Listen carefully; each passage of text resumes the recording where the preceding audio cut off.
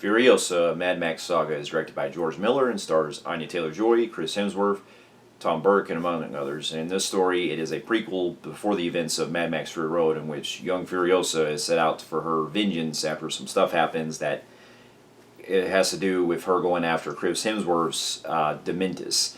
And along the way, it also expands on some stuff that deals with Immortan Joe from Fury Road and some other stuff that they established in the Wasteland.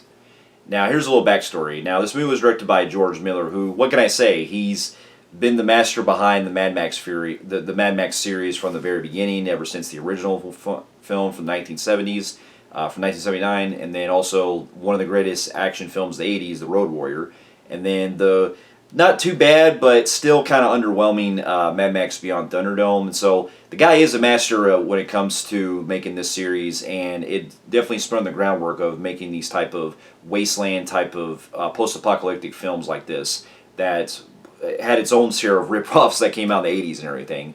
And he's just a national treasure. You know, there's more movies I definitely do want to check out that he's directed. Maybe one of these days. You know, the guy is a legendary filmmaker, and he certainly shows that when it comes to this franchise alone, that, you know, it always gets me excited every time I keep wanting to go back and rewatching him and getting to see where he goes next with this series.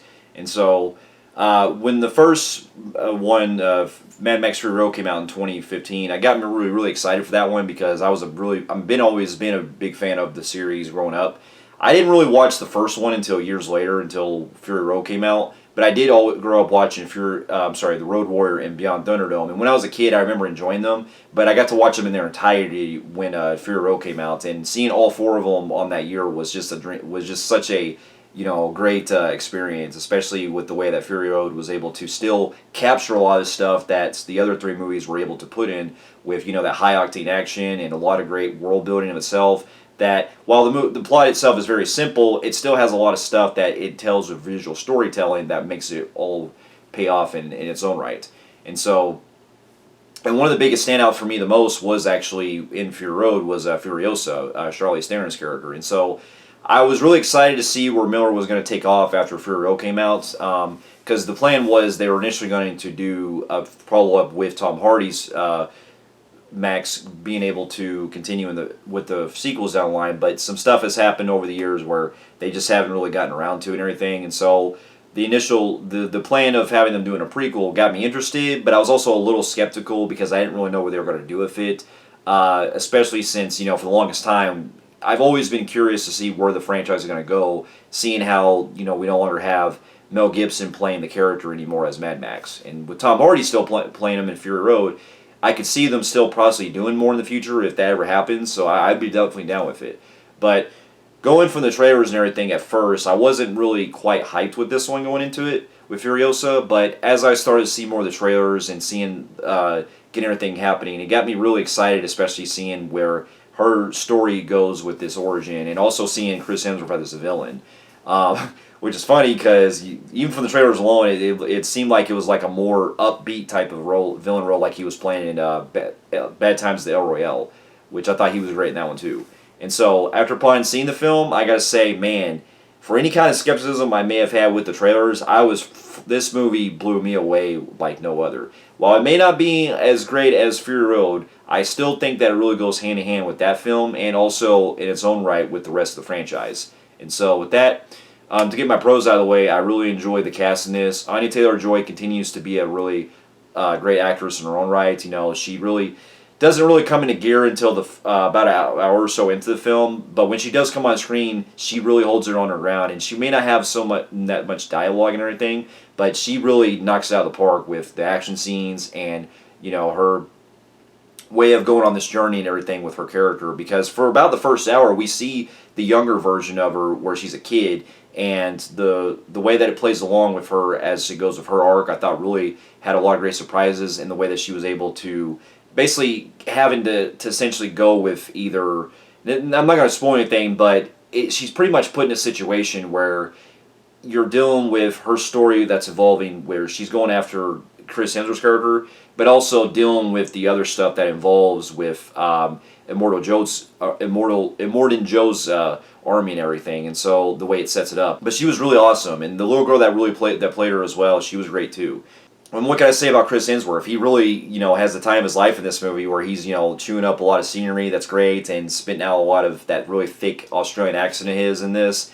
But just the way that he is very crazy and nuts like this and stuff like that, it really, shows that the guy is just capable of playing these type of menacing villains. And there's a lot of scenes that really make me laugh out loud at points. The way that he's, trying to taunt, the way that he plays along with the role, and it gets to a point where I actually kind of was really wondering what was happening, because one of the biggest things I have to also mention is the conflicting stuff that involves him and Immortal Joe, where you're really seeing like two villains pretty much clashing, and I like the way they played into that, because it was kind of giving me vibes similar to what we had with, and I know this is a weird comparison, but it was giving me vibes similar to like Better Call Saul, in a way where you have like Gustavo and what's his name, like Gus and Lalo have going at it with each other. It was like on that kind of level. Like you have Immortan Joe basically being Gus, and then you have Dementis pretty much being Lalo in that carry insane type of way. So I just really like when movies or shows kind of do that, where you get to see the villains pretty much doing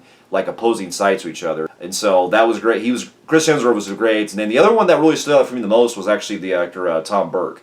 I did see him in the other film that he did called Mank a few years ago that he was really good in, where he played the Orson Welles. And here he gets to really shine as a kind of like it's like if you take Mad Max, but if he was working for Immortan Joe, and he really shines in his own regard with his chemistry with Furiosa, the way it plays along and everything. And he may not be on that, and he definitely does have that kind of vibe where he's very stoic and everything like that. So I could definitely see this being like the Mad Max equivalent that we have for it. But he was great, and then it's just one of those movies that is gorgeous as hell, the way it goes with the cinematography, like in Fury Road and the rest of the Mad Max films. I'll get into some of the CGI problems. I'll get in here in a little bit, but I will have to say that what's used for the stunt work and everything is really top notch. Miller continues to really put an emphasis on when it comes to using stunts and being with a lot of things practical. And while there is some CGI that's a lot more used in this one compared to Fury Road, when you do see the stuff that goes down, especially in the action scenes, it's really great and have me on the edge. Especially this particular sequence that involves where you have this tanker that's going down the road and everything, that involves with Tom Burke and her having to fight off with the opposing forces of Dementis' crew and everything. I thought was really great. And then the car chases, they're really well executed, the way they play it out, like in Fury Road and everything. And then you also have the score, which I thought really gives you that kind of like high energy, just like in Fury Road did, where it plays similar to the theme of it and everything. Where it plays the same music from Fury Road as well that worked.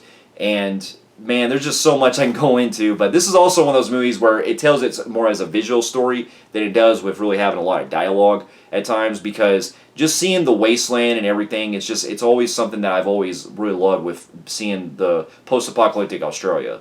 And one of the other cool things I got to really appreciate, and I'm kind of like a really geek out on this when it comes to the game. In 2015, we had the Mad Max video game that came out, and while I don't know if it's necessarily considered canon to the films or anything, but watching this one, they actually do introduce some characters that are actually from that game too, that I was actually surprised that they really put some emphasis on, because the way that they expand on some stuff with Immortal Joe's civilization at his army and stuff at the Citadel comes into play, and there's some other couple characters that they introduced that I was really surprised they got away with including in here.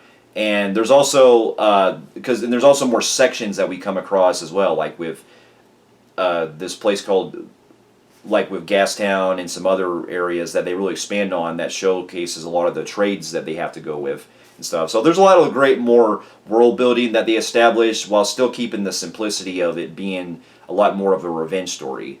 And so everything that's really evolved with when it came to showing how Furiosa goes through what she does, I can definitely see of where it leads into how it works with Fury Road at that level. Now, if I'm going to get into any kind of minor cons, we'll have to say that the CGI unfortunately does at times look like it's a lot more on green screens at points, especially when you see in the trailer when she's basically, when you see the fire that's coming at her and she's standing there. That's noticeable, and then there's some other parts where you have some sequences on the road and stuff that looks like they're on a green screen at times, so that kind of, can seem a little off. But for the most part, when it's used right, it does work when it showcases a lot of the stunt work and a lot of the practical effects. Those are the stuff I really enjoy the most. Because with Fury Road, you had the CGI that was used to enhance the actual scenes instead of using the CGI altogether. And so, and then my other kind of minor con is that there's something that they set up that it's not a spoiler, but let's just say that there's a 40-day type of war that takes place, and I kind of wish we could have spent more time on it, the way it plays out, because it does feels like it feels a little bit, done, like, it felt a little bit rushed. But other than that, though, this was still a great movie that in its own right, and I still had a blast with it, and with that, I'm going to give the movie a low phenomenal grade on the Film Freaks meter, and this will definitely probably be, it may or may not be on my best of list, but it could make an honorable mention. And so, for those of you who have also seen Furiosa, Mad Max Saga, and also the other films in the Mad Max series, let me know in the comments below what you thought about it. And thank you so much for watching, and I'll see you in my next review. I'll see you later.